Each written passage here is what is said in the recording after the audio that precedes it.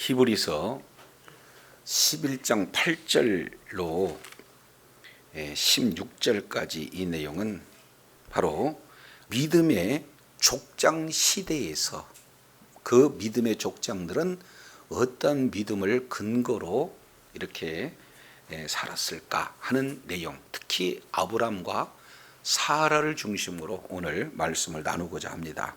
8절이에요. 믿음으로 아브람은 부르심을 받았을 때에 순종하여 장래 유부로 받을 땅에 나갈새 갈 바를 알지 못하고 나아갔다. 이렇게 말씀하고 있습니다. 그래서 첫 번째, 부르심을 받았을 때 아브라함은 뭐 했습니까? 순종했다. 다른 말로 믿음은 순종의 또 다른 표현이다. 그래서 믿음이 있다는 것은 삶이 순종으로 나타나고, 순종한다는 사실은 믿음이 배경이 되어 있다라는 사실을 말씀하고 있습니다. 그래서 아브라함은 믿음으로 순종의 길을 걸었을 때 두 가지 표현 동사가 나타나요. 8절, 장래의 유업으로 받을 땅에 뭐 했다? 나갔다.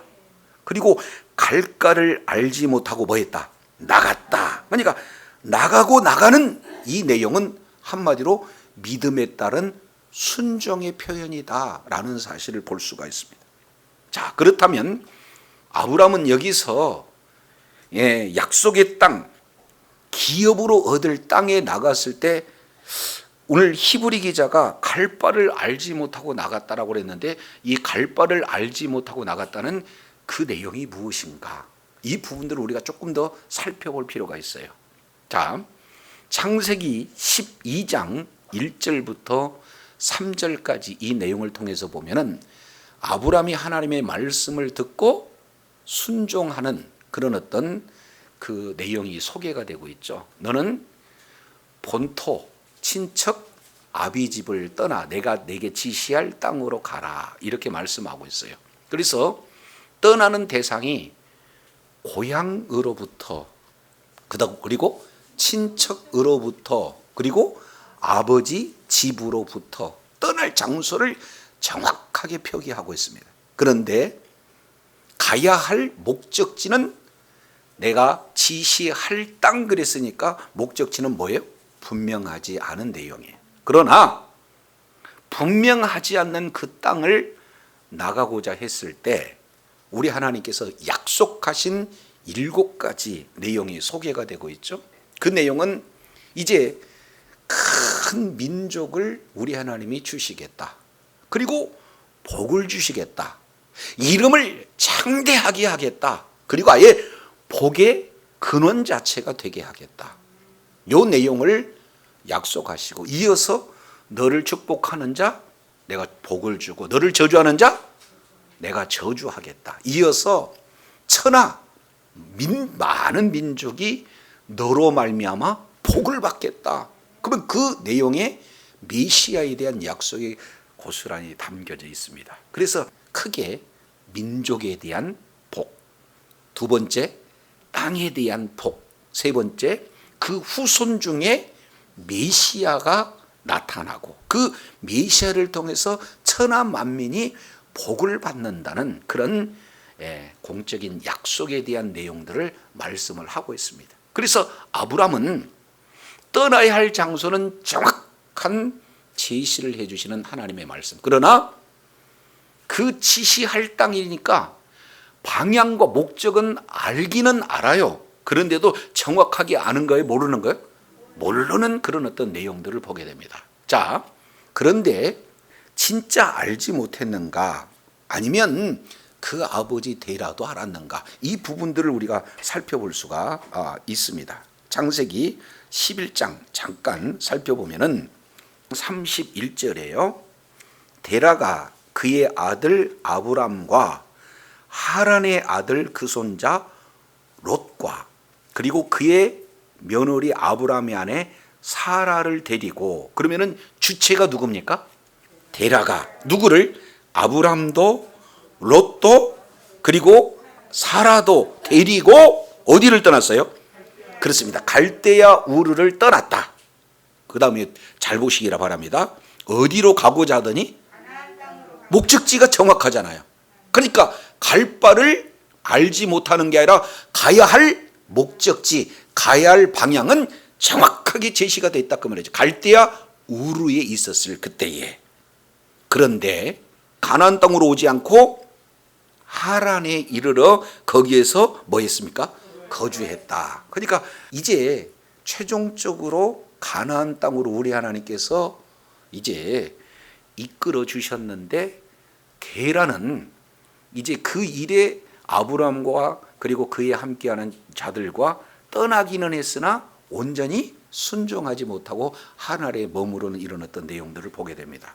자, 이 부분에 대해서 여호수아 24장 2절 이 내용을 살펴보면은 이 갈대아 우르에서 아브람과 그리고 그 아버지 테라는 어떠한 상태였는가 하는 내용을 조금 더 자세히 살펴볼 수가 있습니다. 그래서 여호수아 24장 2절 보면 여호수아가 모든 백성에게 이르되 이스라엘 하나님 여호와의 말씀에 옛적에 너희 조상들 곧 아브람의 아비 나홀의 아비 데라가 강 저편에 거하며 다른 신들을 섬겼으나 내가 너희 조상 아브람을 강 저편에서 이끌어내어 가나안 땅으로 인도하여 이렇게 얘기했습니다. 그러니까 하나님께서는 누구에게 일차적으로 나타나셔서 말씀하셨나?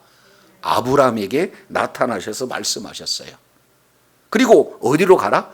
가나안으로 가라. 근데 그때 당시에 족장 시대의 그런 어떤 내용을 보면은 아브람이 홀로 떠날 수가 없어요. 모든 주도권은 누구에게 있습니까? 아버지 데라에게 있는 거죠. 그래서 아버지는 모든 전권을 사실은 행사하는 그런 위치가 족장 시대의 가장의 모습을 살펴보게 됩니다. 자, 그랬을 때 이제 가장은 제사장으로서 또 하나의 왕 같은 그런 통치력을 가지고 있는 그런 내용이죠. 그래서 이제 강 저편에 있는 이 메소포타미아에 있었을 그때에 모두들 뭐를 했습니까? 우상을 숭배했는데 한거할 수 없는 하나님의 음성을 듣고 모두들 떠나기는 떠났는데 최종적인 목적지에 이르렀다 이르지 못했다? 이르지 못했다 하는 내용의 정보를 여호수아의 고별 설교를 통해서 이렇게 드러납니다. 자, 이 부분을 사도행전 7장 이 내용을 통해서 보면은 이 부분에 대해서 말씀한 바가 있어요. 자, 사도행전 7장 2절 스데반이 이르되 여러분 부형들이여 들으소서 우리 조상 아브람이 하란에 있기 전 메소포타미아에 있을 때에 영광의 하나님이 그에게 나타나사 그에게 뭐 했어요? 보였다. 그러니까 여호수아의 내용이나 그리고 지금 스데반의 내용이나 똑같아요. 자, 하나님께서 아브람에게 영광 가운데 나타나셨어요. 그러시면서 하시는 말씀이 내 고향도 친척도 떠나 내가 내게 보일 땅으로 뭐해라? 가라. 이렇게 명령을 하셨을 그때에 아브람이 갈대아 사람의 땅을 떠나 어디로 가다가 그 아비가 죽음에 하나님이 거기서 그를 너희 지금 거하는 이 땅으로 뭐했다? 옮기셨네. 그러니까 결국에 창세기 12장 1절에 명령하시는 내용은 아브람에게 첫 번째 말씀하신 거예요? 두 번째 말씀하신 거예요? 그렇습니다. 이미 메소포타미아에서 영광 가운데 나타나셔서 가나안 땅으로 가라고 우리 주님이 말씀하셨고 그 말씀에 순종해서 아브람은 그 아버지 데라와 함께 지금 가나안 땅으로 오는 그 도중에 정황으로 보면은 데라가 가지 않고 하란에 머물고자 고집부렸던 거고 거기서 아예 살기로 작정했을 때 우리 하나님께서는 데라를 데려가심으로 아브라함에게 다시 두 번째 명령하심으로 너는 고향 친척 아비 집을 떠나 내가 내게 지시할 땅으로 가라 이렇게 말씀을 하고 있는 것을 보게 돼요. 그러면 아브라함은 떠날 때의 그 믿음 말씀에 뭐 했어요? 순종해서 말로만 순종한 게 아니라 어떻게 해요? 실제 나가고 그리고 또 나갔다라는 사실을 지금 강조하고 있는 내용입니다. 그래서 믿음의 선진들, 특히 아브라함의 믿음을 통해서 그 믿음은 어떤 거냐? 바로 순종하는 믿음이다 라는 사실을 강조하고 있어요. 이어서 9절 보겠습니다. 자, 9절 히브리서 11장 9절 내용을 보니까 믿음으로 그가 이방의 땅에 있는 것 같이 약속의 땅에서 뭐 했다? 거류했다. 그리고 동일한 약속을 유업으로 함께 받을 이삭과 야곱으로 더불어 장막에서 뭐 했어요? 거하였다. 여기는 두 가지 동사, 하나는 거류했다, 거하였다. 지금 이렇게 말씀하고 있어요. 그래서 떠날 때 순종하는 믿음으로 이제 나갔다를 강조한다면, 이제는 믿음의 땅, 약속의 그 땅에 살 때는 뭐라고 표현하고 있습니다? 거주하였다. 지금 이렇게 말씀을 하고 있습니다. 그래서 여기에 자세히 보면은 9절에 믿음으로 그가 이방 땅에 있는 것 같이 약속의 땅에서 뭐 했어요? 거류해. 그냥 약속의 땅에서 거류했지만 그들의 삶은 나는 이방인으로 산다라는 그런 자세로 약속의 땅에서 거류했다 하는 내용을 말하고 있어요. 한마디로 나그네로 살았다. 아브람도 나그네로 살고 이삭도 나그네로 살고 그리고 야곱도 뭐 했어요? 그 근거를 뭘로 제시하고 있습니까? 9절 하반절 내용을 보니까 어디에 거하였다는 거예요? 장막에 거하였다. 여기서 장막이라고 하는 내용은 천막이에요. 스캔에 천막을 치면서 살았다. 지금 이 말씀을 하고 있어요. 자, 그러면 여기서 천막에 살았다는 이 내용이 어떤 내용을 가지고 있는가? 이 내용을 조금 더 살펴보게 되어진다면, 자, 창세기 14장 14절 보면 아브람이 그 조카 사로잡혔음을 듣고 어디에서? 집에서 길리고, 그 얘기는 집에서 나는 그런 종들을 표현하는 거예요. 그러니까 집에서 나서 집에서 길리운 연습한 자, 훈련된 자가 318명. 근데 집에서 낳지 않고 타지에서 종으로 산 자는 그 외에 또 더 많이 있다라는 사실을 이 부분은 함유하고 있습니다. 그러니까 아브라함의 종은 313명만 있겠어요? 더 많이 있겠습니까? 더 많이 있어요. 그러면은 더 많이 있고 그 종들에게 이렇게 함께 부인도 있을 거고 자녀들도 있고, 그 내용으로 보니까 아브라함의 그 종들은 사실 따지고 보면은 이리저리 계산하면은 1000명이 훨씬 넘을 수 있는 그런 엄청난 규모다라는 사실을 볼 수가 있습니다. 조금 더 나가서 창세기 24장 14절 이 내용을 보면은 한 소녀에게 이르기되 너는 청컨대 너는 물 항아리를 기울여 나로 마시게 하리니 그의 대답은 마시리라. 당신의 어디에도? 낙타에게도 물을 마시우리라 하면 그는 주께서 주의 종 이삭을 위하여 정하신 자라. 지금 이 부분은 누가 하느냐? 아브라함의 종이 이삭의 아내를 취할 때 드리는 그런 기도다라는 사실을 지금 살펴볼 수가 있습니다. 그런데 그 내용을 통해서 보니까 리브가가 지금 낙타에게도 물을 주고 있는데 그 낙타가 몇 마리나 되는 거예요?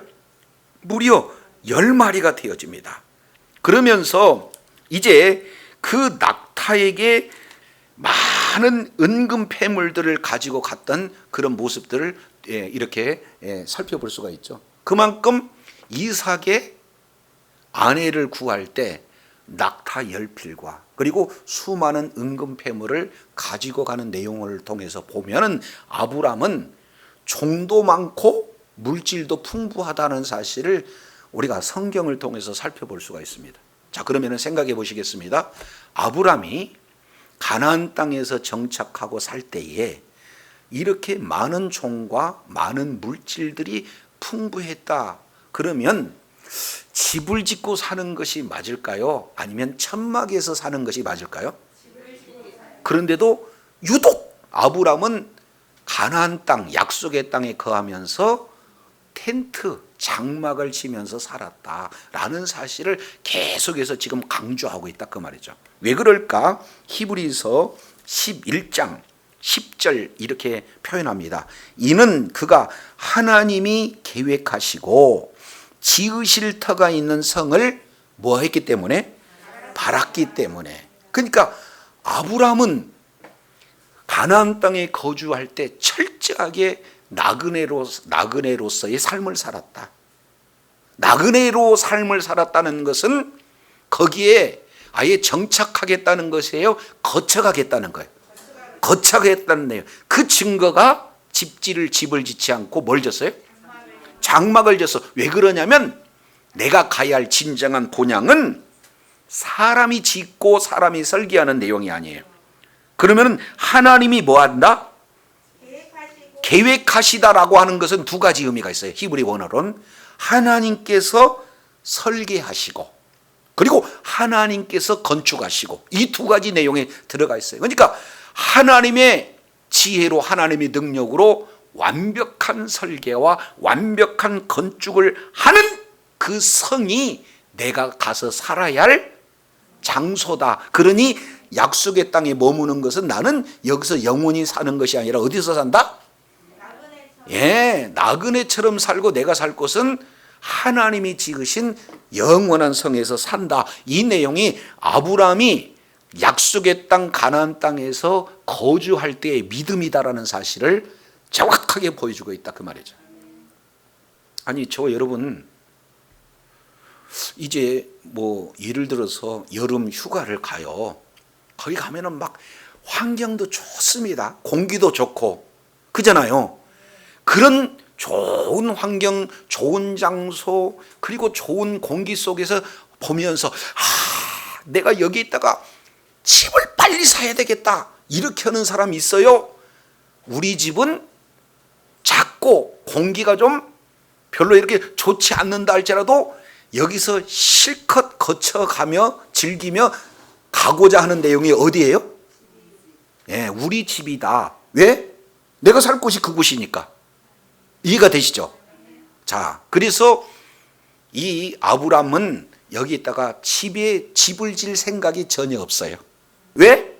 내가 가야 할 집이 있다. 내가 가야 할 본향이 있다. 그 본향은 완벽한 설계와 완벽한 건축을 하는 영원한 성 하나님의 나라 예루살렘을 지금 정확하게 말씀을 하고 있다라는 사실을 보게 되어져요.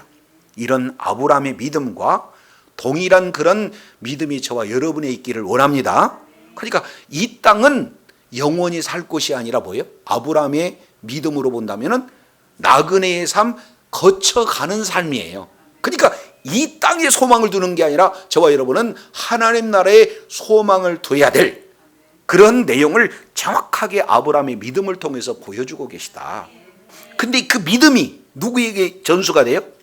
이삭에게. 그 이삭에게 또 에서 야곱에게. 야곱이 요셉이 총리가 돼서 초청으로 애굽왕 바로에게 나가가잖아요. 그러면서 네 나이가 몇 살이냐 물어봤을 때 내가 험한 세월을 살았습니다 하면서 내가 산 삶을 뭐라고 표현해요? 나그네의 삶이다. 그러니까 말로만 그런 게 아니라 실제 그는 나그네의 삶을 살았던 것은 진정한 그 본향이 있다라는 사실을 정확하게 믿고 그리고 그러한 본향을 이렇게 아예 목적으로 사는 그런 삶을 살았다라는 것을 보여줍니다. 자, 히브리서 11장 11절. 이제 여기에 믿음의 사라가 나와요. 믿음으로 사라는 단산하였으나 뭐하는 힘을 얻었다? 잉태하는 힘을 얻었다. 여기서 힘이라고 하는 이 내용은 디나미스라는 내용입니다. 그러니까 이 하나님이 주어진 힘이 사라에게 주어진 거예요. 비록 몸은 불임 상태입니다. 나이가 많았어요. 이제 생리도 끝났습니다. 아이 낳을 수도 없고 아이를 준다 한들 이미 아이를 낳을 수 있는 건강 상태가 안 됐어요. 그럼에도 사라는 믿음으로 이제 하나님의 약속의 말씀을 꽉 붙들었더니 우리 하나님께서는 애를 낳을 수 있는 몸으로 만들어줬다는 것을 힘을 얻었다, 이런 표현을 말씀하고 있어요. 이제 아이를 가져서 이제는 배가 불러도 걸어 다닐 수 있는 힘, 애를 낳을 때 힘을 줘서 이 아이를 출산할 수 있는 힘, 그리고 아이에게 잘 젖도 물리고 살 수 있는 모든 여건을 하나님께서 주셨다. 뭐 때문에? 믿음 때문에. 우리 하나님께서 그러한 이제 약속에 따른 자녀를 위해서 그런 모든 생식 능력을 완전히 우리 주님께서 회복해 주셨다. 이는 왜 그래요? 약속하신 일을 뭐한다? 미쁘시다. 이 미쁘시다라는 것은 믿을만하다, 신뢰하다. 그러니까 사라는 끝까지 약속의 말씀을 뭐 했다는 거예요? 믿었다는 거예요. 근데 말은 이렇게 우리가 알아듣겠는데 실제 사라가 믿었느냐, 이 부분에 대한 의문이 우리들에게는 남아있다, 그 말이죠. 자, 창세기 17장 이 내용을 통해서 보면은 하나님께서 아브람에게 나타나서 이름을 바꿔줘요. 너는 아브람이라고 하지 말고 뭐예요? 아브라함이라고 해라. 그러니까 열국의 아버지로 바꿔줘요. 그리고 사례도 공주인데 뭐예요? 사라, 열국의 어머니로 이름을 뭐예요? 바꿔줘요. 그러면서 우리 주님께서 하시는 내용이 사라에게 아들을 낳게 하는 것이 약속의 자녀라고 말씀을 했을 그때 아브라함이 믿습니까? 웃습니까? 그때 웃음은 신뢰에 따른 웃음이에요? 약간 부정적인 웃음이에요? 그 내용도 뒤에 말하고 있습니다. 하나님, 내 나이가 지금 100세거든요. 사라 나이는 90입니다. 이미 생식 능력 끝났습니다. 근데 어찌 뭐 아이를 준다고요? 이런 내용을 말씀을 하고 있죠. 근데 그 이후에 우리 주님께서 아니다, 사라에게 아들이 있다 그랬더니 사라는 대놓고 웃지 못하고 장막 뒤에서 뭐예요? 속으로 웃었어. 근데 속으로 웃은 그 웃음을 하나님이 아시고 사라야, 네가 어찌하여 웃느냐 그랬더니 저 안 웃었는데요. 그랬을 때 아이가 내년 이맘때 낳을 건데 그 이름을 누구라 하라? 이삭이라고 하라. 그러니까 아브람도 그리고 사라도 말씀에 대한 반응이 이게 믿음을 내오는 반응이 아니었음을 우리는 성경을 통해서 볼 수가 있습니다. 자, 그러면서 창세기 20장이 진행될 때 아브람이 두 번째 아내 사라를 지금 파는 거예요. 하나님은 누구에게 약속하셨는데? 아브람에게도 약속하시고 사라에게도 약속하시고 내년 이맘때 뭔다? 아들을 낳는다. 그거에 대해서 온전히 받아들이지 못했습니다. 그런 상태에서 어디를 갑니까? 바로 그랄, 20장 1절 내용을 보니까 그랄, 이 내용은 바로 블레셋 지역을 지금 표현하고 있습니다. 그랬을 때 자, 2절에 보니까 아내 사라를 자기 누이라 하였으므로 그랄 왕 아비멜렉이 뭐예요? 사라를 취했어요. 여기에 이제는 문제가 하나님이 약속을 했는데 아브람과의 관계 속에서 아이를 낳는 게 아니라 이제 그랄 왕 아비멜렉으로 되면 하나님의 말씀은 권위가 떨어지는 거 아니에요. 그러니까 하나님이 그냥 급하게 그 밤에 아비멜렉에 지금 나타나서 너 죽는다, 손대지 마라, 이렇게 얘기하는 거예요. 그러니까 아비멜렉이 지금 따지고 있는 겁니다. 아니, 의로운 백성도 이렇게 멸하십니까? 이렇게 진행하는데 20장 6절 하나님이 얘기해요. 너 범죄한지 않은 줄 내가 안다. 범죄하지 못하도록 지금 막은 거다. 17절 이제 그 사람의 아내를 돌려보라라. 그는 누구다? 선지자자. 최초로 아브람을 선지자라고 지금 말씀하시면서 그가 너를 위해서 뭐 한다? 그러면은 내가 살지만 돌려보지 않으면 너 다 죽는다. 너희 속한 자 다 죽는다. 자, 그 다음에 17절 보겠습니다. 17절 아브람이 하나님 앞에 뭐 했어요? 기도했어요. 그랬을 때 하나님이 아비멜렉과 그 아내와 여종들을 뭐 했습니다? 치료해서 뭐 했다? 출산했다. 왜? 18절 아브라함이 어떻게?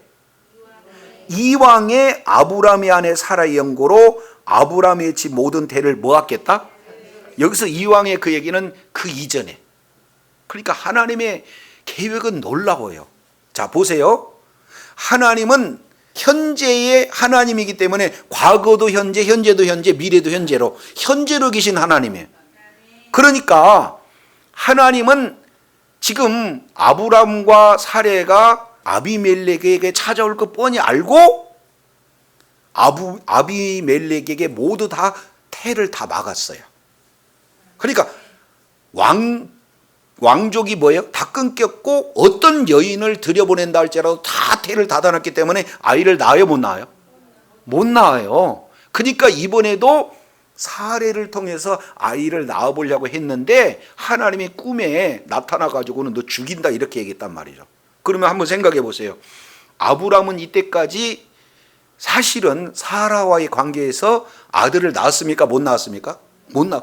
그러니까 자기 자신도 아이를 낳지 못한 상태에서 하나님이 기도를 시켰고 그 기도를 주님께서 응답해 주심으로 태가 이제는 다쳤던 그 자들이 열리게 된 줄로 믿습니다. 그러니까 얼마 안 가서 어떻게 해요? 아비멜렉의 집안에 막 이제 이곳저곳에서 아이를 이렇게 가졌다는 소식이 들릴 거 아니에요. 그 내용을 옆에서 보고 체험한 아브람과 사라에게는 믿음이 생길까요? 안 생길까요? 그래서 21장 1절 바로 연결해서 여호와께서 그 말씀하신 대로 사라를 뭐 했다? 돌보셨다. 돌보셨다는 것은 방문한 거예요. 직접. 그리고 그 말씀대로 사라에게 이제 행하셔 말씀대로 기한에 미쳐 아이를 낳게 하셨다. 그러니까 21장 1절 2절 이 내용을 통해서 보면은 20장 이후에 사라에게 뭐가 생겼다는 것을 우리가 살펴볼 수 있습니까? 그렇습니다. 믿음. 그래서 이미 죽은 자와 같은 존재이기는 하지만 오랫동안 한 아비멜렉의 그런 어떤 왕궁에 아이들이 없었는데 기도했더니 기도하는 그대로 하나님께서 들으셔서 태를 여신 걸로 본다면 우리 가정에도 가능하겠다는 가냘픈 믿음이라도 생겨나서 그 믿음으로 하나님께서는 낳을 수 있는 몸 상태로 만들어서 아이를 주신 분이 바로 하나님이신 줄로 믿습니다. 그래서 뒤늦게 사라가 이런 믿음을 가져요. 처음부터 올곧은 믿는 믿음을 가진 자도 있지만 시간 속에서 어떻게 돼요? 믿음이 이렇게 자라나는 사라와 같은 그런 어떤 믿음도 우리가 살펴보게 됩니다. 그래서 히브리서 11장 12절 보니까 똑같아요. 죽은 자와 똑같은 한 사람으로 말미암아 하늘의 허다한 별, 해변의 무수한 모래 같은 많은 자들이 생육했다. 그래서 사실은 이삭 한 사람을 낳았는데 그 뒤로 약속에 의해서 뭐예요? 허다한 자녀들이 민족을 이루는 그런 내용을 지금 영적, 육적 자녀들의 모습을 지금 히브리서 11장 12절에 보여주고 있는 거예요. 자, 그러면 종합해서 11장 13절 이 사람들은 해서 이 사람들은 누군가요? 첫 번째는 아브라함, 그 다음에 이삭, 야곱, 조금 추가한다면은 사라까지. 그래서 이 사람들은 다 뭐예요? 믿음을 따라 죽었다는 것은 믿음을 따라 살다가 믿음 따라 죽은 거 아니에요? 그러니까 이들은 한결같은 믿음을 따라서 사는 그런 자다. 그래서 그 믿음을 따라 살았는데 문제는 약속은 받았다 받지 못했다?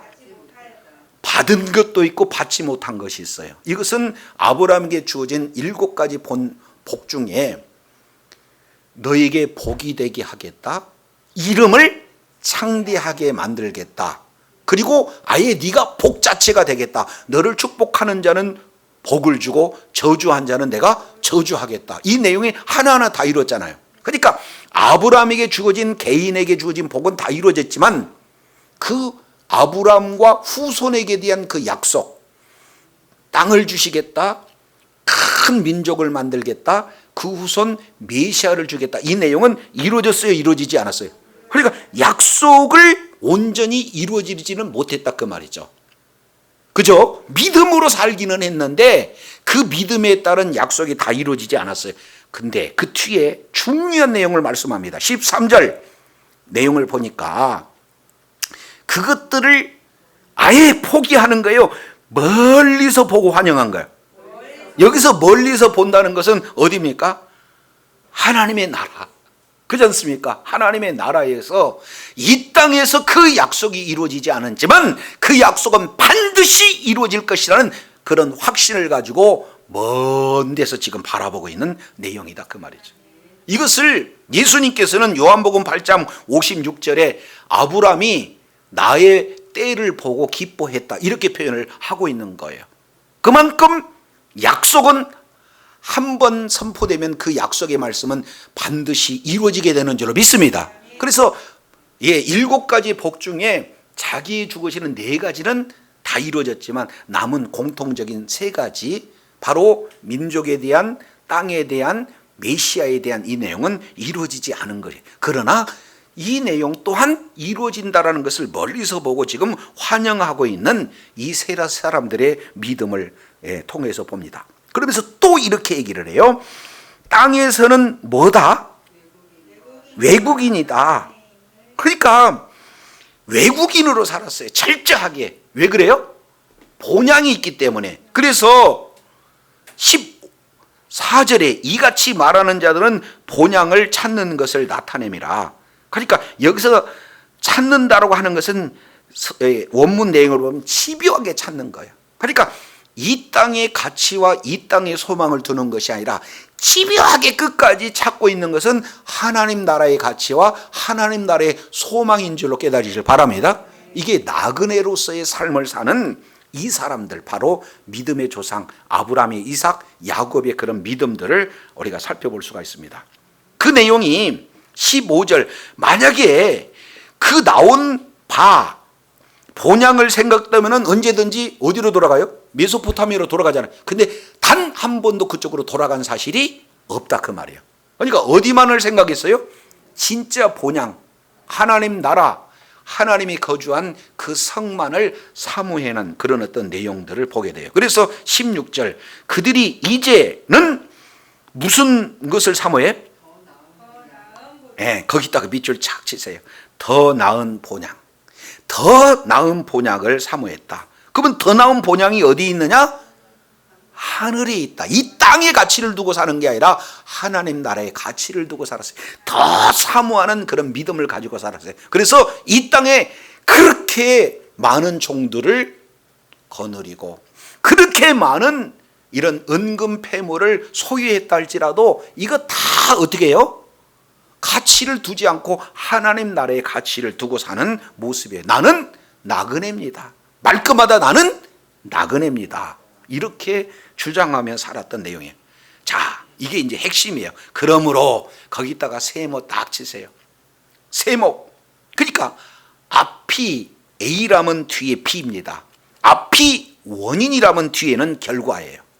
그러니까 아브람, 사라, 그리고 그와 함께했던 이삭과 야곱은 하나님 나라의 소망을 더 크게 사모하는 그것이 되어졌기 때문에 하나님은 그들을 어떻게 평가하셨는가? 어떤 증거를 그들에게 주셨는가? 하나님이, 거기서부터 시작, 하나님이 그들의 하나님이라 일컬음을 받기를 부끄러워하지 않으시고 그들을 위해서 한 성을 보여셨다. 할렐루야. 자, 이 내용을 통해서 보면은 하나님은요, 하나님이 성경 내용을 통해서 보면은 하나님의 이름에 대한, 성호에 대한 내용을 약 82개의 이름을 이렇게 말하고 있어요. 그 중에 기본 이름이 창세기 1장 바로 엘로힘 하나님. 이것은 능력의 하나님입니다. 한번 말씀하시면 그대로 이루시는 분이에요. 두 번째, 여호와. 이것은 약속하시면 그 약속은 반드시 이루신다는 거예요. 세 번째, 아도나이. 모든 만물의 주권자, 주인이 하나님이시다. 이 세 개 용어 외에 그 다음에 복합으로 한 7개, 이제 주 하나님, 여호와 엘로힘 이런 식으로 복합적인 내용이 7개 추가 82개의 내용이에요. 그 중에서도 가장 능력 있는 내용은 뭡니까? 하나님은 창조주 하나님입니다. 근데 하나님이 하나님 자신을 많은 사람들이 소개할 때 나는 창조주 하나님이다 라고 하는 그 창조주 하나님보다도 더 듣고 싶은 하나님이 있는데 그게 누구예요? 그러므로 하나님이 그들의 하나님, 저들의 하나님이라고 일컫는데 나는 안 부끄러워해. 한마디로 본다면 자랑스럽다 그 말이에요. 나는 아브라함의 하나님이다. 나는 이삭의 하나님이다. 나는 야곱의 하나님이다. 각자 저와 여러분의 하나님의 이름으로 부르셔도 하나님이 부끄럽지 않는 그런 존귀한 자가 되기를 원합니다. 이거 굉장히 중요하잖아요. 그래서 출애굽기 3장 14절 내용을 보면은 자, 시간이 오랜 시간이 걸렸어요. 그리고 모세한테 제가 하나님을 누구라고 대답해야 될까요? 그랬더니 하나님은 뭐라고 그러세요? 나는 아브라함의 하나님, 이삭의 하나님, 야곱의 하나님이다 라고 해석해 주잖아요. 그러니까 얼마나 아브라함이 하나님의 마음에 순종하고 하나님의 마음에 이 세상의 그 엄청난 모든 것을 소유했지만 가치를 하나님 나라에 두는 나그네 삶을 살았기에 하나님은 나는 누구의 하나님으로 불리고 싶다? 그렇습니다. 아브라함의 하나님이요. 그러면 저와 여러분이 오늘 본문의 내용을 통해서 아브라함과 똑같이 믿는다는 것은 삶 속에 순종으로 나타나는 거예요. 야고보 기자는 믿는다는 것은 행함이 따른다는 거죠. 가라! 그러면은 그 말씀에 순종해서 뭐예요? 가고 가는. 그렇지 않습니까? 그것뿐만 아니라 이 땅에 살면서도 나는 이 세상은 거쳐가는 곳이다. 나그네다. 내가 진정히 가야 할 곳은 뭐예요? 하나님의 나라다. 영원히 하나님의 성에서 함께하기를 원한다. 이 종말론적 신앙을 가지고 이 세상의 가치보다는 하나님 나라 가치를 더 우선순위로 더 뭐예요? 나은 본향을 사모하는 믿음이 있었기에 우리 주님은 나는 아브라함의 하나님으로 불리기를 원한다. 천지 우주 만물을 창조하신 하나님보다도 나는 아브라함의 하나님, 이삭의 하나님, 야곱의 하나님으로 불리기를 원한다. 이 내용을 말씀하고 있습니다. 그런 자에게 그들을 위해서 뭘 예비했어요? 한 성. 이 내용은 요한계시록 21장 아주 구체적으로 표현하고 있습니다. 예루살렘 그 내용은 성을 잘 보여주잖아요. 밟는 곳이 정금이고 문이 진주고 그 속에는 어둠 하나도 없고 이제 영원토록 하나님과 함께 하나님과 대면하며 하나님과 누리는 그 성을 계속해서 예비하고 이제 그들을 어떻게 해요? 주시기를 원하시는 하나님의 모습을 살펴봅니다. 오늘 믿음의 족장, 특히 아브람 그리고 사라의 그 믿음을 통해서 떠나는 믿음, 그리고 약속의 땅에서 거주하는 믿음의 그 두 가지의 모습을 우리가 살펴보면서 주님 오시는 그날까지 정말로 우리 하나님의 저와 여러분의 믿음을 통해서 나는 이제 아무개 집사의 하나님이기를 원한다. 나는 아무개의 하나님이 되기를 원한다 하는 그런 놀라운 은혜 가운데 거하기를 바랍니다. 그리고 영원토록 뭐예요? 하나님의 함께하는 그런 성, 그 성의 주인공으로서 하나님이 이렇게 예비하는, 준비하는 그런 축복의 능력의 통로로 저와 여러분이 살아가야 될 줄로 믿습니다. 끝까지 이런 복을 적용하며 누리며 하나님 앞에 영광 돌리는 복된 은혜가 있기를 간절히 원합니다. 기도하겠습니다.